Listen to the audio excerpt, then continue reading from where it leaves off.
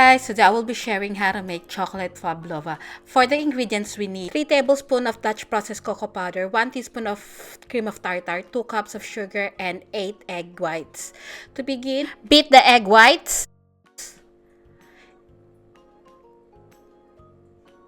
until it is frothy.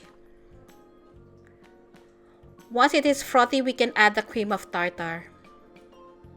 I'm using my stand mixer today, but you can use a handheld mixer to do this process. And then we're gonna slowly add the sugar. I'm adding the sugar 1 tablespoon at a time.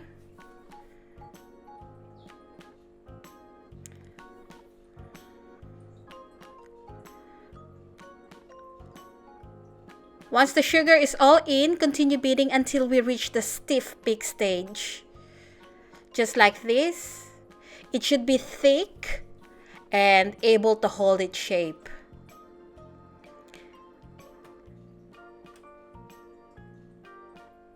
Now, just gonna remove some of the meringue.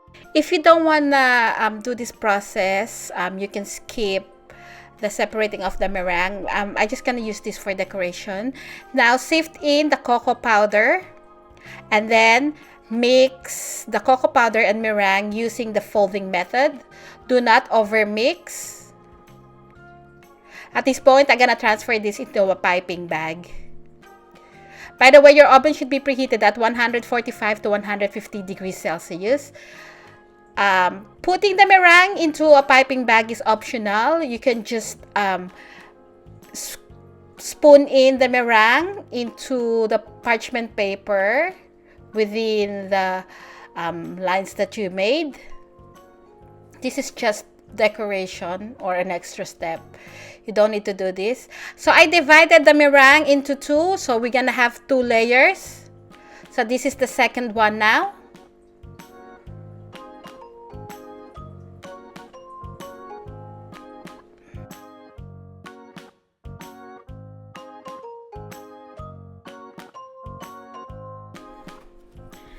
And then using a spatula, just lightly flatten the peaks that you have. You don't want peaks because they will burn easily. So with the meringue that I separated before, I'm using a little bit of food coloring and just blabbing it into the piping bag.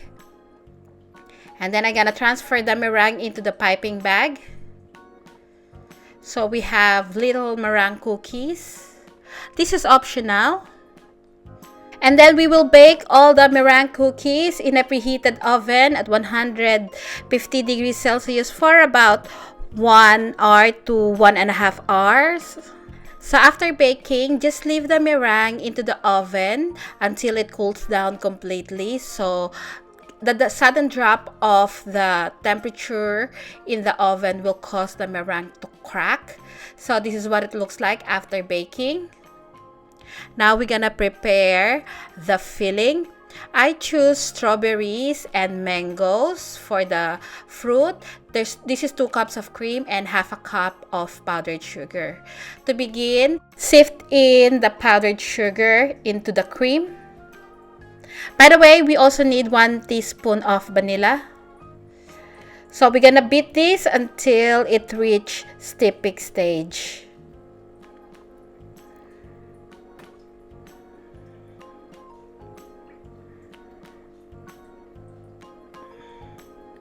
And this is not the stiff peak stage. So we're ready to assemble the meringue. I chopped the strawberries thinly and the mangoes thinly. So since the pavlova is very delicate, we're gonna assemble it into the serving platter. So I put the cream into the piping bag, and then I'm doing the same process as I did with the meringue. But again, it's optional. You can just spoon in the cream. Then I gotta put the mangoes. You can use any fruit that you like for this. Now I'm putting the strawberries.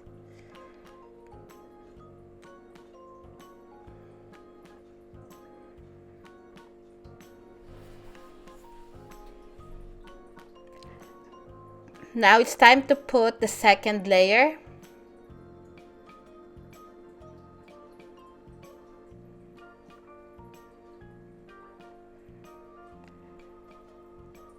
Cream again.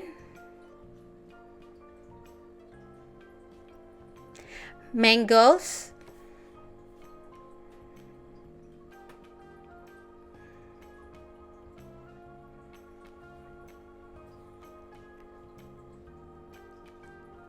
Strawberries.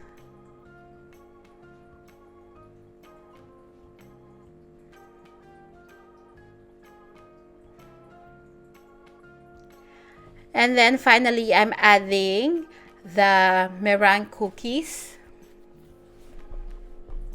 Meringue cookies is optional. Instead of using meringue cookies, you can make 3 layers of the pavlova. And this is the finished product.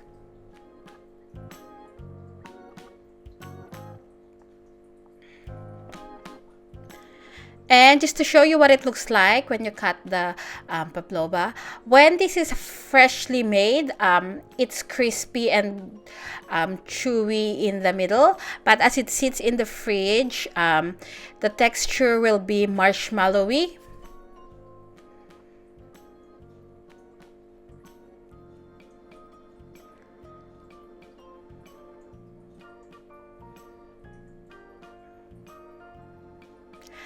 Thank you so much for watching, and I'll see you again next week. Bye!